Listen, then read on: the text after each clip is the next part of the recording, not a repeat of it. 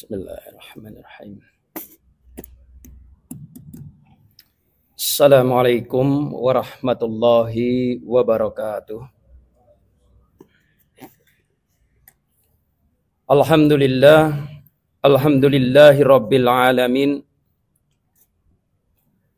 Rabbi shrah li sadri wa yassir li amri wahlul 'uqdatam min lisan yafqahu qawli, amma ba'd. Pada kesempatan yang berbahagia gini, kita bersyukur masih berjumpa dengan bulan Ramadan. Dan tentu kita harus berbahagia karena ada janji indah yang disampaikan oleh Allah Subhanahu wa taala.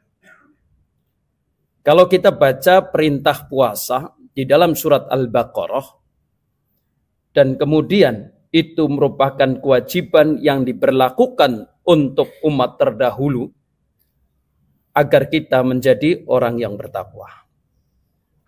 Dan ada syaratnya, yang tidak boleh puasa atau yang boleh untuk tidak puasa itu adalah mereka-mereka yang memiliki syarat. Salah satunya adalah musafir, ya, dan dalam keadaan sakit. Ayat terakhir ini yang ingin saya sampaikan. Setelah Allah berbicara terkait dengan kewajiban puasa dan rukhsah bagi orang yang berpuasa, di ayat terakhir lembar ini Allah sampaikan kabar gembira. Apa kabar gembiranya? Wa idza sa'alaka ibadi anni fa inni qarib ujibu da'watad da'i idza da'ani falyastajibuli wal yu'minu bi la'allahum yarsurun. Harusnya kita kalau mendengar ayat ini, hati kita itu harus berbunga-bunga. Ini jaminan dari Allah. Allah menyampaikan kabar kepada Rasulullah sallallahu alaihi wasallam. Wahai Muhammad, kalau hamba-hambaku bertanya kepadamu tentang aku, katanya, maka katakanlah aku ini dekat. Dekat. Dan aku akan mengabulkan doa-doa hamba-hambaku itu. Tapi jika mereka meminta kepadaku dan ingin dikabulkan, ini bahasa sayanya, bagi kitanya, maka penuhilah perintahku dan beriman kepada aku. Konteksnya, persyaratannya ada dua. Penuhi perintah dulu, baru yakini janji Allah itu. Ikhwan fillah rahimakumullah, ini sedikit sharing pengalaman rohani. Barangkali pengalaman ini yang kita ingin membuktikan betapa Allah itu sangat dekat. Dalil bahwasanya Allah itu lebih dekat daripada urat leher kita, itu sudah kita dengar. Dan barangkali dalil-dalil yang lain juga kita sudah paham tuh. Hanya saja kadang kita belum pernah membuktikan kalau Allah itu dekat. Nah, ini saya mau cerita kisah sedikit. Mohon waktunya, ya, barangkali menjadi pengalaman berharga buat saya. Dan semoga pengalaman ini bisa berharga buat jamaah sekalian. Qadarullah, Allah berikan sesuai dengan harapan dan keinginan berangkat umroh membawa jamaah pertama 12 orang, Pak. Ini qadarullah. Cita-cita membawa jamaah pertama adalah keluarga, Allah kabulkan. Karunia yang luar biasa bagi saya. Tapi ternyata tidak semudah yang kita harapkan. Dalam perjalanan, 3 tas jamaah hilang. Di mana tas itu sudah dipersiapkan, isinya adalah baju-baju terbaik yang akan digunakan untuk berangkat umrah. Ya, ada baju ihram, ada baju sholat khusus warna putih, gitu ya. Karena memang Rasulullah kan di hadis-hadisnya suka yang warna putih. Yang dibawa di baju tenteng itu hanya baju yang kita pakai dalam perjalanan dari Semarang ke Madinah. 3 hilang. Dan hilangnya di bandara. Kita sudah tunggu sampai malam, sampai tidak ada lagi. Ya, orang berlalu lalang karena sudah malam. Enggak juga ada. Lalu kita putuskan, udahlah kita berangkat saja ke Madinah. Hari pertama kita nggak dapatkan atas itu, nggak ketemu. Kita sudah berusaha ikhtiar, telepon bandara, telepon biro, ya. Bahkan kemudian orang-orang yang bisa kita hubungi, termasuk yang biasa bongkar muat itu di bandara, sudah kita hubungi. Semua blank, kosong. Hari kedua masih kosong, bayangkan. Hari ketiga kita akan melakukan pemberangkatan dari Madinah ke Mekah. Kita belum punya baju. 3 jamaah itu tidak ada baju apapun kecuali 2 baju yang memang dibawa di tas kecil. Sebagai orang awam, pasti pikirannya adalah mencari ke sana kemari orang yang bisa hubungi, telepon yang ada kita hubungi juga nggak nyambung-nyambung, begitu ya. Dengan kepanikan yang luar biasa. Lalu kemudian kita disadarkan oleh sebuah ayat Allah Subhanahu wa taala. Allah itu dekat. Kenapa? Di saat firman Allah mengatakan, aku ini dekat. Tapi yang kita cari pertolongan adalah orang-orang yang jauh. Inilah otak kita hari ini. Di saat kita punya masalah dan problem, tagihan utang menghimpit, maka yang kita ingat temanku yang bisa memberi bantuan sopo kira-kira. Mulailah dicari wajahnya satu-satu. Yang kira-kira dermawan, punya uang. Kan begitu. Ini otak kita. Padahal Allah sampaikan, Allah itu dekat. Dan akan mengabulkan doa-doa kita. Kesadaran itulah yang menyadarkan. Akhirnya di hari ketiga, malam terakhir, karena besok pagi sudah harus berangkat ke Mekah, kesadaran itu baru datang. Kesadaran itu baru datang. Lalu kita alhamdulillah jam 12 bisa bangun, ambil wudhu, pergi ke masjid, cari tempat yang paling sunyi. Lalu kita bermunajat kepada Allah Subhanahu wa taala. Mengadu, menangis, memohon ampun. Atas apa? Atas kesalahan kita. Kenapa kita salah?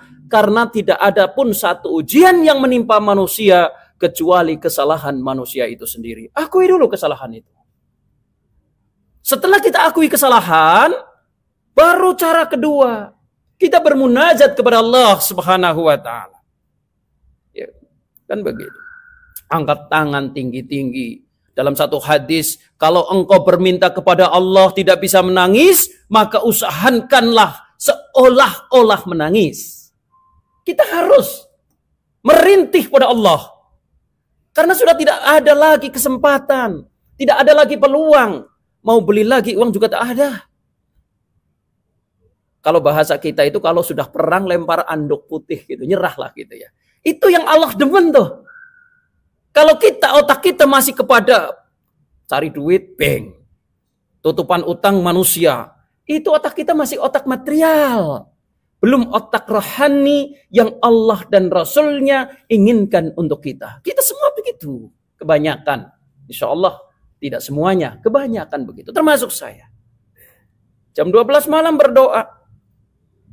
Kita diajari oleh Rasulullah dalam keadaan genting. Pernah kisah Rasulullah perang Badar. Keadaannya genting. Lalu Rasulullah bermunajatnya gimana? Ya Allah, jika engkau tidak menangkan aku pada hari ini, maka engkau akan melihat banyak orang yang tidak menyembahmu. Kira-kira begitu bahasanya. Sebuah kepasrahan total. Dan harapan maksimal. Ini penting. Kepasrahan total, harapan maksimal. Itu yang diinginkan oleh Allah. Maka di malam terakhir itu, kami juga bermunajat dengan doa yang biasa. Bahasa Indonesia. Kami mengatakan begini. Ampuni dosa kami, ini kesalahan kami. Itu yang pertama syarat. Kemudian yang kedua. Ya Allah. Engkau makamkan Rasulmu di masjid ini. Engkau hadirkan kami ke sini karena ingin menyembahmu ya Allah. Kami ingin melaksanakan perintah-Mu ya Allah, dan kami yakin Engkau tidak akan mungkin menyusahkan kami. Engkau mampu menghadirkan mukjizat untuk Rasul-Mu, maka Engkau pun yakin, kami yakin Engkau pun mampu menghadirkan keajaiban untuk diriku. Aku tidak mau tahu bagaimana caramu mendatangkan 3 tas itu. Yang penting besok pagi sudah harus kepada kami. Kira-kira bahasanya begitu. Ya tidak pas ya, karena nggak saya rekam. Gitu. Itulah bahasa yang kita adukan, karena kita sudah nyerah. Gitu ya. Apa? Qadarullah, ini yang saya sampaikan. Betapa Allah itu dekat. Di saat kita mencari yang jauh susah, sudah nggak dapat. Ternyata ada solusi mudah yang diberikan oleh Allah kepada kita. Apa? Munajat. Yang kadang kita lupa nih. Habis subuh, selesai suruk, maksimalkan berdoa, pulanglah dari masjid. Belum sampai rumah, kos, belum sampai hotel, saya sudah dipanggil, Pak Bambang. Apa? Tasnya tuh sudah kembali di depan pintu hotel. Barakallah. Keajaiban itu ada. Karena ya Allah mampu mendatangkan apapun yang tidak mungkin kita lakukan. Ini yang saya sampaikan. Bukan cerita tentang doa saya. Yang terpenting adalah kesadaran kita bahwa Allah itu dekat. Allah memampukan kita. Allah akan menolong kita hingga Allah menyelesaikan seluruh permasalahan kita. Ini janji Allah. Nah, terakhir di bulan Ramadan ini Allah janjikan nih Lailatul Qadar. Jangan-jangan hari ini Lailatul Qadar tadi malam. Ya, suasananya agak mendukung nih, ya. Semoga belum. Jadi ada peluang kan begitu. Kalau sudah ini kan jadi nggak ada peluang gitu ya. Tapi sudah ataupun belum, baik kita sudahlah, nggak usah dipikir. Masih ada 5 malam lagi yang bisa kita jadikan tempat untuk menajat, menyusun program-program kita, masa depan kita dan keluarga kita. Ingat, sering saya sampaikan di bulan Ramadan, menyusun program-program kita dan keluarga. Kapan itu kita munajatkan? Kalau kita tidak bisa menghidupkan sepanjang malam, ingat, waktu paling istimewa yang harus kita gunakan. Mulai 1:30, 1:30, 2:30, 2 jam. Waktu yang paling istimewa. Waktu ini 2 hadis yang disampaikan oleh Rasulullah kena semua. Pertama, Rasulullah mengatakan di sepertiga malam yang terakhir, Allah berkenan turun ke langit dunia mencari hamba-hambanya yang sedang meminta dan akan mengabulkan. Ini janji Allah. Yang kedua, hadis yang diriwayatkan ya, di dalam Riyadhus Shalihin sudah pernah saya baca. Apa hadisnya? Sebaik-baik sholat malam adalah sholat malamnya Nabi Dawud. Dan itu bermunajat di sepertiga malam yang terakhir, tapi yang awal. Jadi kira-kira 1:30, 1:30, sampai 1:30, 2 jam. Nah, waktu ini nih tidak boleh lepas. Boleh habis Isya kita tidur, ya, nanti bangun jam 11:30. Yang penting 2 waktu itu jangan sampai lepas kita tidur kebablasan. Eman. Serius, ini janji Allah. Eman. Ya, jadi tolong mari kita sama-sama di bulan Ramadan ini kejar mimpi.